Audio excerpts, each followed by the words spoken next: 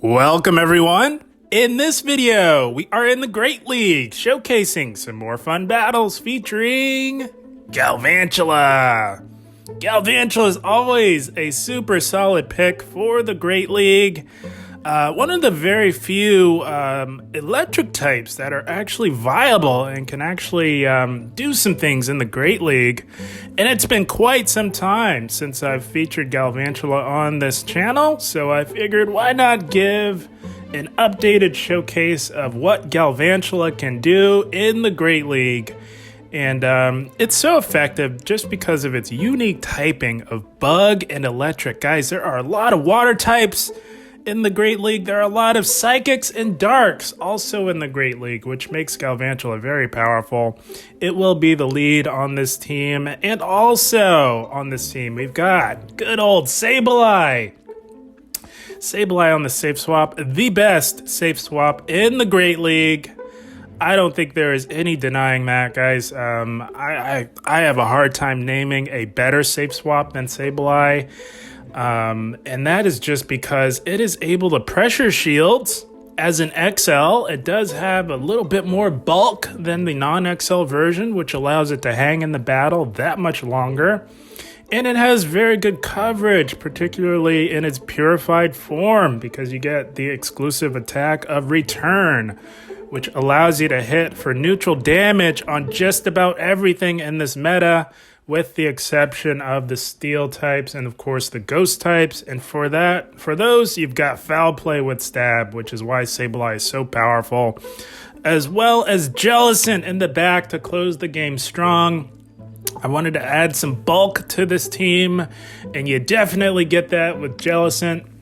We're running Jellicent in the back because we want to protect against the occasional fire type that you may run into, as well as the ground type that you will assuredly run into. There are a lot of strong ground types in this meta, most notably Nidoqueen and Stunfisk, of course, and Jellicent can handle both of those titans of the Great League very well. So, very solid team, very fun team. I had a blast with it. Galvantula is very, very powerful on the lead. And without further ado, let's dive into some bonus battles. Starting things off with a couple of bonus battles that I thought were tons of fun. And here we go. Positive lead, guys. We got an Azumarill. They make an aggressive switch into a Trevenant. So we go into Sableye. Sableye can absolutely beat Trevenant. You just have to play it correctly. In this case, we are completely content with playing out the 2-shield scenario up against Trevenant because we would love to have our Galvantula on that Azumarill. And we know that if we have to go down on shields, which we are here, we are going to they did bait us with a Seed Bomb, going to shield up the potential Shadow Ball there. That would have KO'd. But we know that we can grab that shield back, guys. We can grab that back pretty easily with either our Sableye, because we do get to a return here. We were able to successfully farm down that Trevenant. They no-shield that because they can, but I would imagine this Azumarill wants to get a healthy farm on us. We are getting very low, so we're going to just go and grab as much health as we can with our Sableye. Going to go for the resisted foul play, and right there we grabbed that shield back.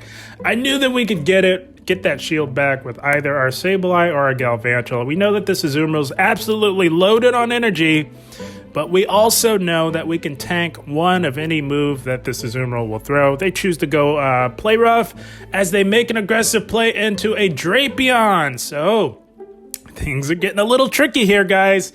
Gonna go for the hard-hitting neutral lunge with stab, and we wanted to swap into our Jellicent, but they elect to throw, and they trigger the CMP tie. That is amazing. That is beautiful. That could not have worked out better because this Drapion is now debuffed, and they had to dump their energy to get rid of us. So this is fine, guys. We tank a debuffed Crunch, no problem with our Jellicent. Gonna go for the resisted Shadow Ball because that is gonna KO this Drapion. That's enough damage with stab to take it out. And at this point, it is all but over. A Polywrath will not KO. A Hydro Pump certainly will not KO. And it is lights out for them, guys. We were going to get to a move and take them out. They concede the match. That's going to be a good game. Well played to our opponent. This team was a lot of fun in the Great League. You know, we're running Hex on Jellicent, but I think a strong argument could be made for Bubble for matchups like this with Nidoqueen. I'm going to go into our Sableye. They meet us with an Umbreon simultaneously. That was interesting. We swapped literally simultaneously. Doesn't make sense for Nidoqueen to swap out of that, but here we are. Nonetheless, playing out this Umbreon matchup. We're going to go straight return in this matchup. We're not interested in shielding anything from this Umbreon. XL Sableye can comfortably tank 2 foul plays from Umbreon. We're going to go for another return. They're looking to aggressive farm down our Sableye, but we get to the return. The question is, are they willing to let their Umbreon go down? And they do with loaded energy. That was insane. That was insane. That just goes to show the reluctance of Umbreon players to shield their Umbreon, even if they have loaded energy. That was insane. But we flip switch advantage with Sableye. That is what I mean by Sableye being the best save swap in the Great League. We now have the alignment we wanted. We've got the Jellicent on the poison type. We did debuff them knowing that they would go for the earth power.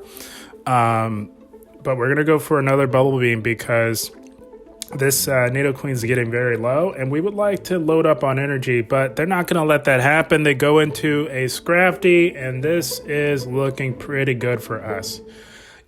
We just really have to call some baits here, which we do. They didn't even build up to the foul play there. Going to go for the lunge. It does hit for neutral damage, but it does have stab, and Galvantula hits like a truck. We draw the shield. That is very nice. We are now going to have to start shielding some things here because we are actually within foul play range. They do bait us with a power-up punch, but that is okay. We know that we win CMP tie, and we know that a lunge will do quite a bit of damage. We are debuffing the Scrafty every time we throw that lunge. And gonna look to shield this here as well. The Scrafty is too healthy. We can't let it have this much health. They tried to snipe, but we saw that coming, guys. Always anticipate the combo play. If you see that your switch timer is up, you got to be anticipating that combo play, and we did that. They tried to take us out with their Nidoqueen. We were not letting that happen. Gonna look to get rid of the Nidoqueen with a Bubble Beam. And now at this point, I'm thinking the Scrafty needs to overfarm by quite a bit. We're going for the resisted Shadow Ball because just like with Drapion, it does tons of resisted damage with stab coming from Jellicent. Jellicent closing the game strong yet again. That's going to be a good game. Well played to our opponent.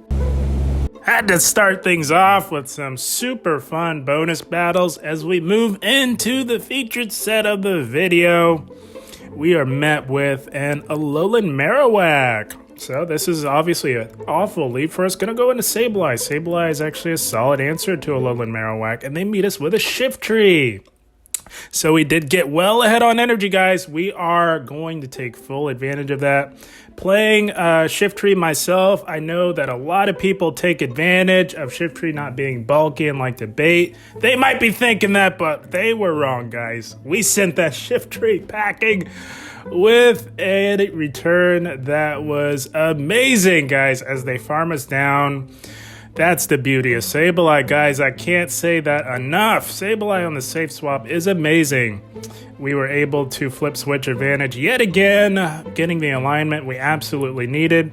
We did shield up the first Shadow Bone because we know that this Alolan Marowak was going to get to 2. We can tank 1, we cannot tank 2 as they make an aggressive play into Shadow Lapras. And here we go, guys. It is Galvantula time. And it's important for you guys to take note to not fall in love with the lunge bait, guys. If you are faced against the water type, go for the super effective damage, and they do shield that up, and that is okay. We're not going to get to another move, but my goodness, those volt switches were absolutely chunking the very bulky Lapras on the other end there. They do take us out, but we are completely fine with that. We know that this Lapras poses zero threat to our Jellicent. We're going straight for the Shadow Ball. We're going to see if they want to go down on shields. They do not. That is okay. They're putting all of their hope and faith into Alolan Marowak. Going to go for the Bubble Beam. That is all we need to take out this Alolan Marowak. And guys, at this point, I was realizing that this Marowak must be running Fire Blast, because they definitely could have taken this game if they had Bone Club, but they don't, and we take the game instead with a Bubble Beam. Jellicent closing yet another endgame in dominant fashion. That's going to be a good game. Well played. And if it wasn't for Shiftry on that last team, I would have, it was getting some flashbacks from the Kanto Cup from not too long ago.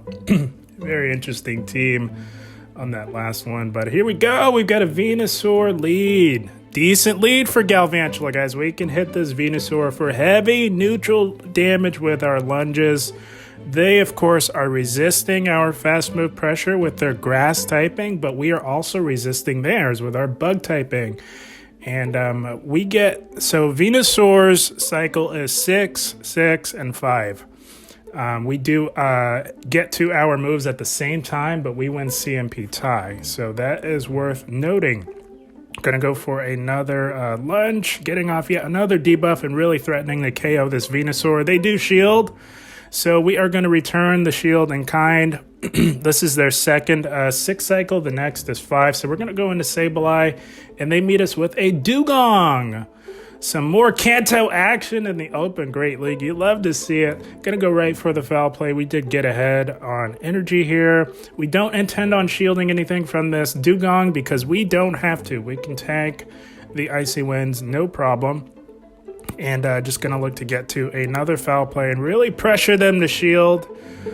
We have been debuffed, so if they let this go through, it will not KO, but it will get them down within farm down range, and they do not get to another Icy Wind. That is amazing. Sableye coming in clutch yet again. Flip and switch advantage. It is amazing. They bring back in the Venusaur, so just kind of get rid of it with a foul play. And they have a Wall Rain in the back, so we have 2 amazing answers to Wall Rain in Jellicent and our Galvantula, of course.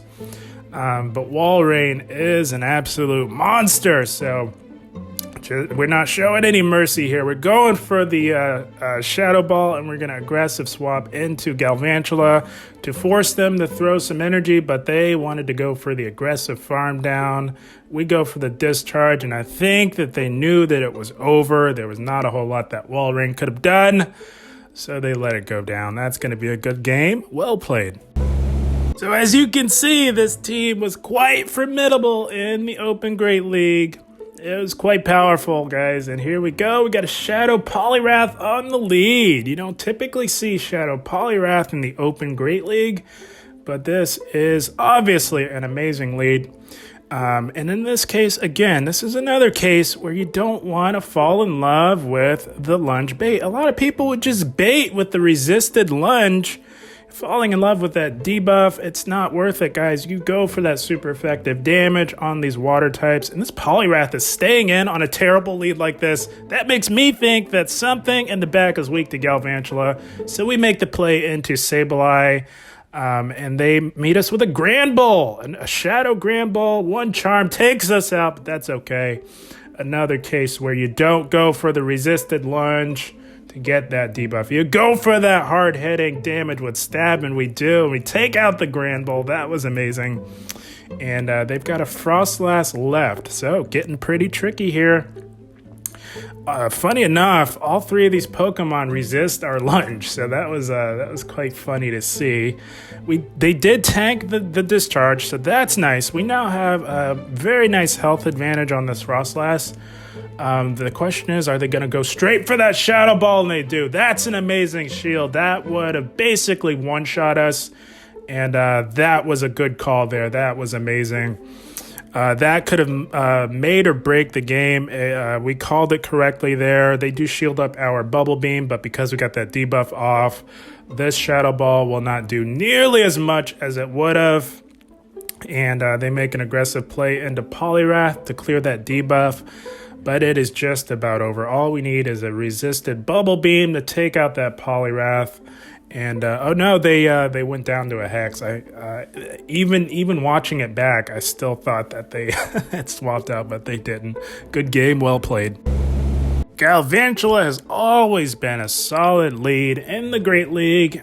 And even with the meta shifts, not much has really changed. Speaking of here, this is an amazing lead in Skarmory. They make a play into Swampert. We go into Jellicent. Jellicent is the proper alignment for Swampert. But they did build up to a potential Earthquake, guys. And not going to lie, I've been seeing a lot more Swamperts in the Great League running Earthquake. And definitely takes you by surprise. But it doesn't look like they are. They do tank the Shadow Ball. Nearly one-shots. Not going to tank anything else from here. We know that this is just a Hydro Cannon. That does not do a whole lot to us. And we're going to farm down. And they meet us with a Scrafty. So very interesting. Going to go for the resisted Shadow Ball to just chunk some health on this Scrafty. We don't intend on shielding anything from it, and then we're going to look to go for a Bubble Beam to take to make the Scrafty make a choice. Do they want to waste energy on going for a Power Punch to bring that attack back up, or do they want to just keep the debuff and take us out? So we're going to find out here. We're not shielding anything. We don't intend on shielding. They want to go for the Power Punch. That is a complete waste of energy. But that's the beauty of Jellicent, being able to debuff your opponent. You really put them in a tough spot, and they do take us out with the foul play there. Gonna come in with Sableye, guys. Sableye is just here to take some health from the Scrafty and maybe grab some shields. We are preserving our Galvantula for the Skarmory, guys. And we're not shielding anything. Gonna bait with a foul play. The Scrafty is getting very low, and they do shield. That is amazing. A foul play would not have KO'd, but it would have gotten them pretty low. Just going to go for another foul play here. If they want to go down on shields, by all means, and they do. That is insane. Holy smokes. But guys, can you really blame them? They've got a nightmare matchup with their Skarmory, knowing that we have a Galvantula, and they are just baiting away. They're not going to get our last shield. That's what they're trying to do, guys. They want to grab our last shield, and we're not letting that happen. It was hopeless for them. We did bank a foul play just in case, but it was lights out for them, guys. That Skarmory could not do anything to our Galvantula. That's going to be a good game. Well played to our opponent. Had a blast with this team in the Great League. It was tons of fun, and here we go. Let's see what we have. Victory Bell, very tricky lead. This is how crazy Victory Bell is. It's able to really shred us with this resisted damage. It does take neutral damage from our lunges, but if they choose to take it to the 2 shield, this resisted fast move pressure coming from the Shadow Victory Bell really shreds, guys. This is insane. So we're going to try and grab that last shield and make an aggressive play into our Sableye. This damage from Victory Bell is insane, even with the debuffs. That's how insane Shadow Vic is. We do grab that shield. So we're going to go into Sableye here and look to get ahead on energy. They meet us with an Azumarill. So this is fine. We're just going to go straight for this return right off the bat here. Shields are down on their end, and it does chunk quite a bit. That's the beauty of having Purified Sableye with return. It just makes this Azumarill matchup a lot better for Sableye. And we maybe should have let our Sableye go down right there with that Polywrath. But we elected to shield and take out the Azumarill with the second return. So I really wasn't sure what they had in the back behind the Shadow Vic. We do Shadow Claw it down, and it happens to be a Bastiodon. That is unfortunate. Right about here is where you can make the strong case for running Bubble as your fast move on Jellicent, because it really does make the Bastiodon matchup a lot better. But then again, you want to have Hex for the Azumarill matchup. So it's just one of those where, darned if you do, darned if you don't. But what we could have controlled was where we used that shield. We probably should have let the Sableye go down and then preserve the shield, come back in with Galvantula, but shoulda, woulda, coulda. I definitely did not see there being a Bastion in the back, and Jellicent not having Bubble. It's just a lot more difficult, and of course the Bastion is just going to gobble us up for breakfast, lunch, and dinner. Wasn't able to close out that one. Good game, well played to our opponent, but hey, you can't win them all, guys. My goodness, we had a blast with this team in the Great League. Galvantula is amazing on the lead. I have seen a lot of people run Galvantula in the back as of late, particularly Tho Tactical with his Galvantula team. If you're unfamiliar, it runs a Defense Deoxys on the lead, wall range, safe swapping Galvantula in the back. You could run it in the back as well. It does serve as an amazing closer as well. But we chose to run it on the lead. That's classically where you see Galvantula on the lead. And that is just because you're able to pressure shields, because Galvantula is very attack weighted. It hits very hard. And with lunge, you can get off debuffs. Gives you a lot of flexibility on the lead. So that is classically where you see Galvantula. And that's where we had it today on this team. Very solid team. So we wanted to cover Galvantula's weaknesses of, the occasional fire type, which we did run into. We ran into an Alolan Marowak, which is why we've got Jellicent in the back. You also want to protect Galvantula from those strong ground types, guys, like Swampert, Nidoqueen, Stunfisk. That's another reason why we have Jellicent in the back on this team. And we round out that strong core with a solid safe swap option. Galvantula also covers Jellicent's weakness of the dark types with having access to lunge. Very strong core is what I'm getting at with Galvantula and Jellicent. And again, as I mentioned, you round out that very strong core with a very strong safe swap in Sableye. That makes for a recipe of a lot of wins in the Great League. Guys, I had a blast. I hope you all enjoyed. As always, I thank you for watching and keep up the grind. Thank you, guys.